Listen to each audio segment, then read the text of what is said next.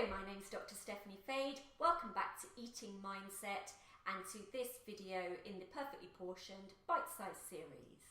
So what we try and do in the Bite-Sized series is give you a little bit of a taster of the information that you'll get in the longer videos on the Eating Mindset channel. The Perfectly Portioned series is all about helping you to understand how the portion that you serve yourself relates to the serving size that you might see in apps you might use, online databases, or on the side of a pack. I find that a lot of my clients vastly underestimate the portion size that they serve themselves, and this means that the information they plug into their apps can sometimes be a bit misleading. So what I want to do is to help my clients to find a really practical and easy way to check their serving size or portion size without having to use scales or anything that's too much of a faff. So the solution will vary from person to person. So what I'm going to show you today might not be right for you, but I hope it gives you the idea and some inspiration to really go to your own kitchen and try and find something that will work. So we use a lot of these little 125 gram yogurt pots and 115 gram sugar-free jelly pots. We just use them because there's stuff that we have about the house. Normally we would rinse them out and chuck them in the recycling, but instead we pop them into our cereal bags and use them as a tool to check our portion size. So I'll demonstrate this with cornflakes. So the suggested serving size in apps or on the side of a pack for cornflakes is about 30 grams. And as I say, a lot of my clients are having at least half as much again, sometimes double that amount. So how can we stick to something more like the 30 gram serving size?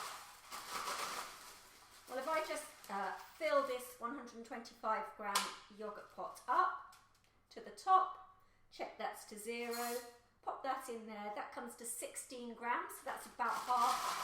So you won't be surprised to know that the standard serving size for a cornflake type cereal is 2 of these 125 gram yogurt pots. So that's something that you can do whether you're in the kitchen at home or if you have your breakfast at work. You can pop this in your handbag or your work bag and you can use that to serve out your portion. So moving on now to look at the children's cereal. Now this is a sweetened children's cereal, and I know that most of us would love it if our children didn't have these at all. But the fact is they do like them. Here at Eating Mindset, I try to steer away from thinking about good foods and bad foods, but rather to think about how we can get a good diet overall. So the key thing here is to help my children to understand how much sugar they're getting from this cereal and how much sugar they're getting from the serving that they would pour out for themselves. So I asked my son to show me how much he would normally have of this cereal. This is a little pillow type cereal, so it's puffed up pillows, and in the middle there's some gooey chocolate, or sometimes there's jammy stuff. You've all seen the type of thing. And he poured out his normal portion and I weighed it, and it came to a whopping 70 grams.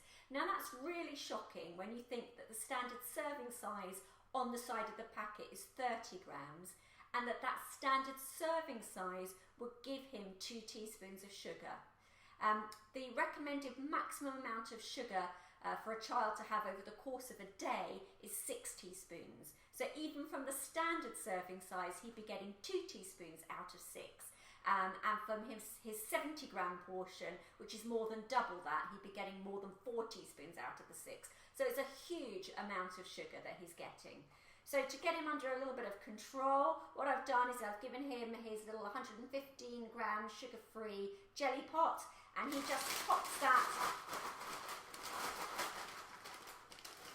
into the cereal, shakes it down, check it's to 0 again, pop that in there, and that's exactly 30 grams. Now I will hold that up to the camera because I think what is also interesting is that 30 grams pretty much only just covers the bottom of the bowl.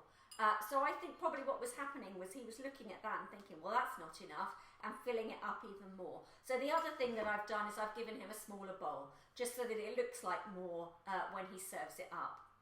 So that's just a couple of practical tips. I hope you find something that works for you. I hope this has been useful, and I look forward to seeing you again soon on Eating Mindset. Thank you for watching.